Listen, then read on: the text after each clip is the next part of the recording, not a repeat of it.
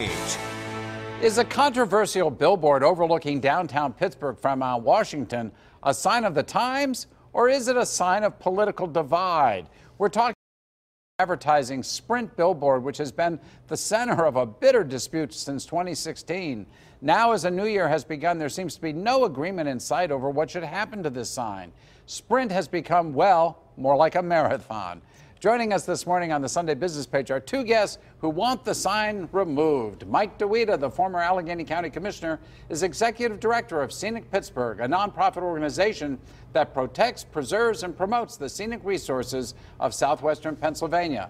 Also with us is Scenic Pittsburgh's Assistant Director, Dave Demko. Next week on the program, we'll hear the very different views about this issue from attorney Jonathan Kamen, who represents Lamar Advertising, which leases the billboard to Sprint.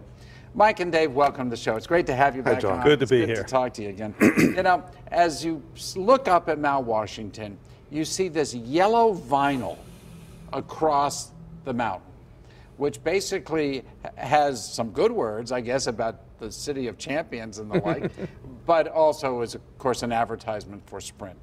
What's your problem with this, Mike? Well, first of all, it's a non-conforming use, which, by the way, 2/3 of all the billboards in the city of Pittsburgh are non-conforming uses. They would not be allowed under the current zoning law. So this is a non-conforming use, and this but they've been permitted. Well, that's or because they wouldn't be there in the first place. They have to be because of the state and federal laws regarding free speech and such. So we can't get rid of them once they're up. And that's something people ought to be aware of. Once they're in there, it's hard to get rid of them. And the attorney for Lamar is very good at that. This is an ugly billboard. It does nothing for Pittsburgh. It does nothing for Pittsburgh's business. Beauty is good for businesses. That's what our theme is. And this is not beautiful. Dave, are you opposed to all billboards or just some? Well, you know, for the most part, yes. You know, billboards are bad in general. Billboards are ugly. No one wants to look out their window and see a billboard. Billboards devalue property. Why? Because no one wants to look out their window and see a billboard. There are driving distraction, and we know nowadays what we know about distracted driving. It can be deadly. And they're really not good for the local economy because they're dominated by the big players. The local mom and pop stores can't afford billboard advertising. Right. I don't even know what's the cost of putting up a billboard these days? It's a lot because $1,000 a month or something. More than that. Easily thousands a month. Yeah, you couldn't run for politics at the local level and do it. Here's the problem, and I'd like you to bring this up next week when you have our opposition on. I want everybody to have what you have in your hometown of Mount Lebanon. You have the best billboard zoning in the country. I don't think we have any billboards. Oh, that's Not right. too many. Very few. But I also want what Jonathan has in his hometown of Fox Chapel, which is none. They basically give people an option, and if you give people an option, see, this is a nonpartisan issue. This is one of the few issues the Republicans and Democrats stand about 80–85% against. So where are we in this process? We've got this big sign up there, and it's been up there. The mayor of Pittsburgh doesn't like it.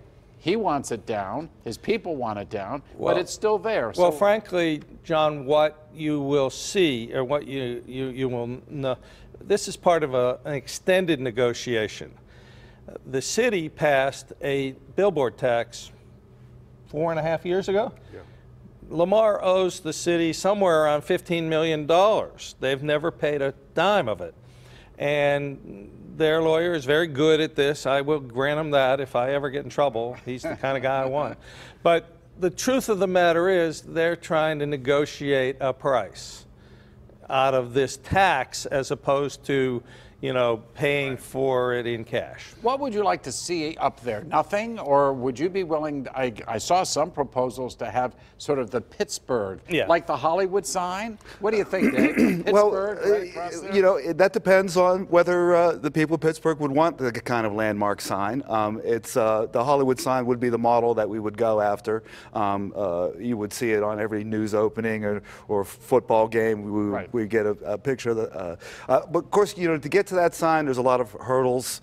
To cross first, you know, we would have to get permission from the Planning Commission, and there's a lot of... The land itself is owned by Lamar, right? That's correct. Correct. They own the site. So But they'd have everything to sell around it is a park now. It's called Emerald Park. So literally, it's surrounded by a city park.